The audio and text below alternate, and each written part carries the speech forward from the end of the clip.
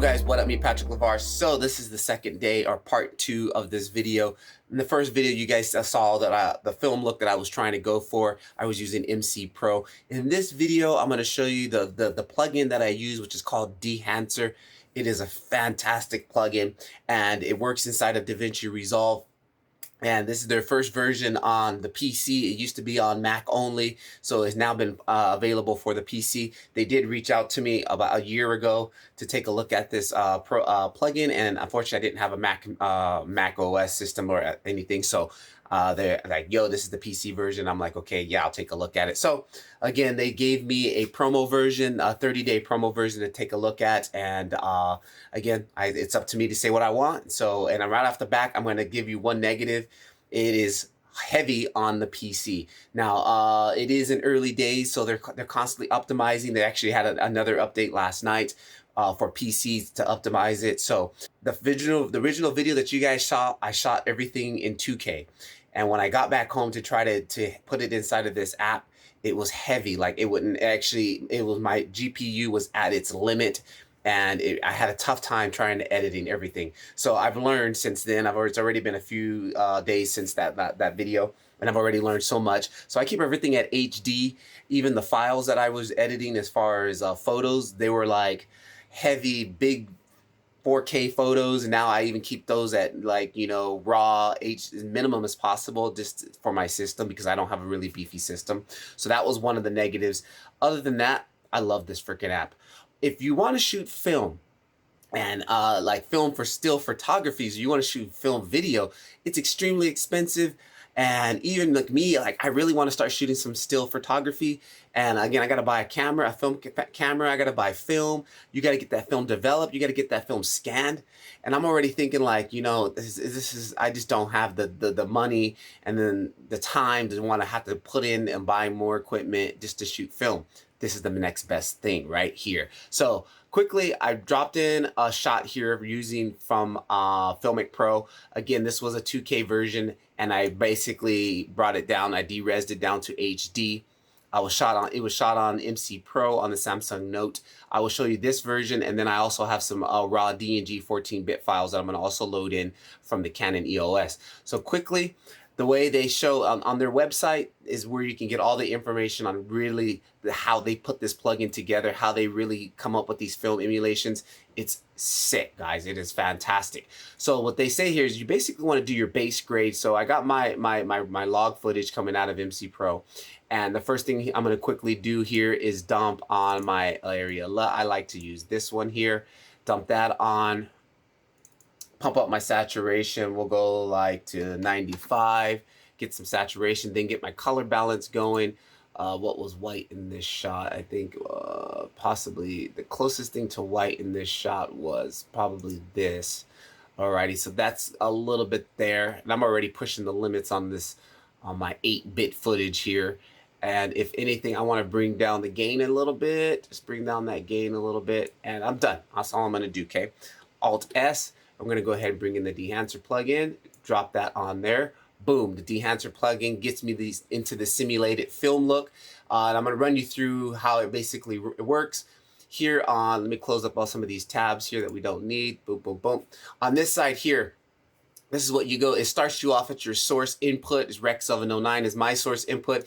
If you have one of those super fancy cameras, high-end cameras, you can select it here. Of course, they don't have a Canon EOS M or a cell phone, so I'm moving on. Okay, next we got the film. Let me close these as I go. We got the film emulation, or the film stock that you want to use. What I'm using right now, I've been learning about film different stocks, and it's super fun learning about this stuff, guys. Searching on the internet, finding out what film stock is what, motion picture film stock. So right here we got the Kodak V3 25D, which is Kodak film stock. At their website, at the Dehancer website, they actually have a nice little chart that breaks this down and shows you what's the best. So I like to try to use the film stock that's going to be appropriate for the shot.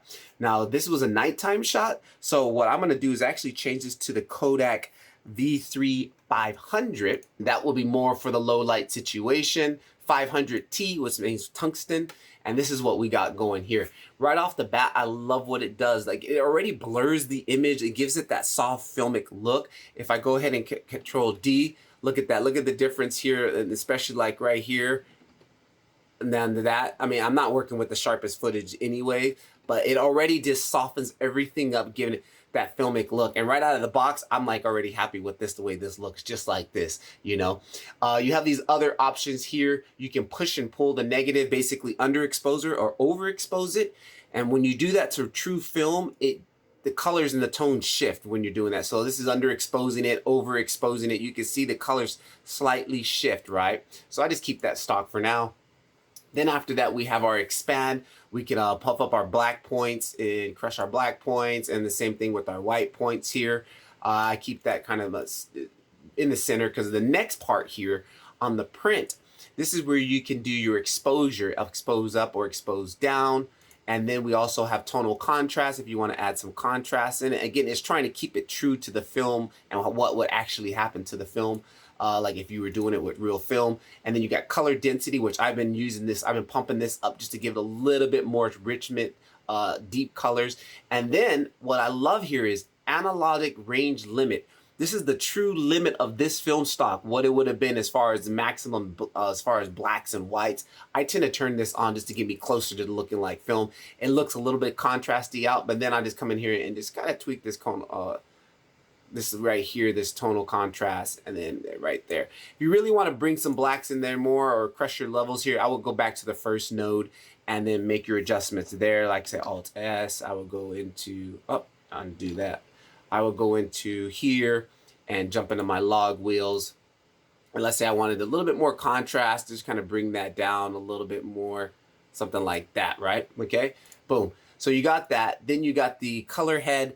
Back in the days, you didn't have DaVinci Resolve to be tweaking colors on film and stuff. They basically kept it straight up like printer style. You got your yellows, blues, magentas, greens, crayons, red. You can tweak individually, but what I tend to do is gain them together so they're all one node, and then just basically make some color shifts like that if I wanted to make a color so more towards the green side or more towards the magenta side. So you got that going. I pretty much leave it default unless there's something really that's bugging me. And then same here, you got exposure impact as basically keeping those all in check. Film grain. Now their film grain is nothing like any other film grain I've ever worked with. Most film grains, you just throw a little layer on top of it, and that's it. This is procedural film grain, guys. And if you don't know what procedural film grain is, take a look at their website, and they break down the process of how they're trying to emulate this algorithmically, as far as the way the image looks and where the grain should be, based off the image data. So this thing right here, grain wise, it's game changer. It's fantastic. It's not, I don't even use my other all my grain packs now are useless compared to this thing here. So I'm kind of sad that I've saved all those grain packs, but this thing right here is the go-to as far as grain. It tends to be a little bit heavy on the cell phone footage, I noticed. So I tend to back it off a little bit. It looks a little bit better when I use my high bit, the Canon footage. It looks a little bit better on that. So I back it off about 10. So you got your grain. Then you got halation. Film halation comes from when you're filming with true film, when you got a really bright sword on a black background or vice versa, you get this halo effect, this red halo around.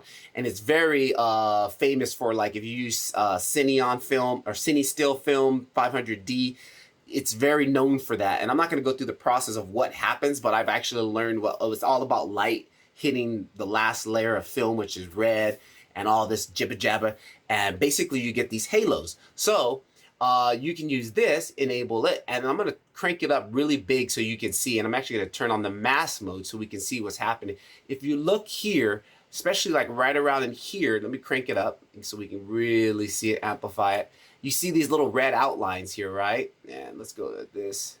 Boom, there it is. This is halation, right? And if I unmask it, you're getting this halation effect that happens when true film. And this emulates it very well. I really enjoy this. And actually, those of you who saw me using the Super 16 app, you could do the same effect in the Super 16 app that you can do in this, but this is way better. This is way better. So this is something I'm really into. Again, at their website, they break down the process of how they come up with this and stuff. So I'm going to back that off. It's a little bit too much. You want to be subtle with this stuff like that, right?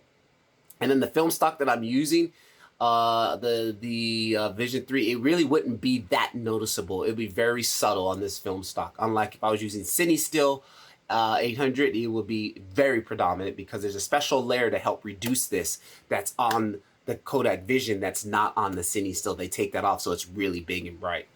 Alrighty, so you got that, the film Halation. Then we also have bloom. I'm not using bloom here because I actually had a bloom filter on. I was using the Pro Mist 1/4, Black Pro Mist, so that's why I got a natural bloom already happening because I had a filter on. If you didn't have a filter, this is a cool little bloom effect. I don't really use it. So far I haven't really used it because I have a filter. So if I really want that I get a true bloom filter. So you got that. I really won't go into that because I just don't use it. But it is there if you don't have that. Then we have film breath. Now film breath, oh actually I skipped that. Let me go back to vignettes. You guys all know what vignettes are. Basically, I tend to use, I like the vignette because you get vignetting with film. So here it is, and then I basically change the aspect ratio a little bit to kind of match my shot or whatever I want, you know, this happening there. I want that to be my focal, and then I go ahead and boop. Oh, there it is. So I got the vignetting. Then you got film breath or film breathing. Film breath, breathing, whatever. So on old film, you notice the film, it'll be showing, and you got these colors kind of like hazing in and out, kind of like shifting. It's kind of like an artifact. It's a negative artifact of film, basically. So I don't really use it too much. In the Super 16 app, you can really see the effect that it does, like as far as the colors going in and out. So you got that option on here. I haven't used it, and again, it's kind of like a negative side of a film or an artifact. And then the same with gate weave. Gate weave is that shaking of the film when it's coming into the projector, and you get a little bit of that jitter. I mean, I got already lots of jitter because I have no image stabilization when I use MC Pro, so I don't need to be adding any more jitter. So gate weave, I haven't used it and don't really use it, but that effect is also there. Then we also have, where was I? Whoop, whoop, whoop, whoop, whoop. False color. False color is something really cool. False color, I'm not going to use it on this because it crashes every time I use it because my PC is at the minimum setting or recommending blah, blah, blah. My PC sucks and this app is too strong. So if I use that, it crashes it. But false color basically allows you to see it so you can get things exposed and stuff. I use it a lot on my Canon EOS, and it's also inside of MC Pro. You can also use it there. So I don't use it here. Then you got your output, just the overall output look. You can back it off. You know, if you don't want that, you can go 100%. And then you got the Lut Generator, which in the promo version I have is not an option, but in the Pro version, which is really cool because I'm thinking about, since I do shoot a lot of 2K footage, what I'm thinking about doing is building my look using this on HD and then export out the LUT. So then I go back to my 2K and then just use a LUT instead of using the plugin, which will save me on performance. So that's something I want to look into once I get the Pro version. So till then, I don't really use this. So that is a quick little look at this. I mean, one other thing, back here on the films, I got like over 60 plus film stocks, and they're constantly adding stuff from motion picture film stocks to standard film, black and white films, some experimental films, just a whole plethora of stuff here, which is super fantastic. And it's just, I go in here, I'll look for a film, search it on the internet, find out what it's famous for, what it does, the looks that it gives off, and then I drop it in here and test it out. So this is a quick little look that we did here. I'm going to go ahead and show you what it also looks like. Let's say if we did a daytime shot here. Here's some of the higher end footage. I got my 14-bit Canon EOS M shot right here. And let me drop that in.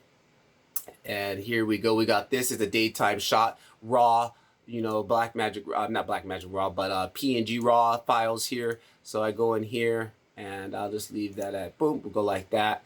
And then I'll come in here and just do quick your base grade, bump up my gain, just bring my gain down just a little bit, bring down the lift just a little bit, add a little more contrast in there.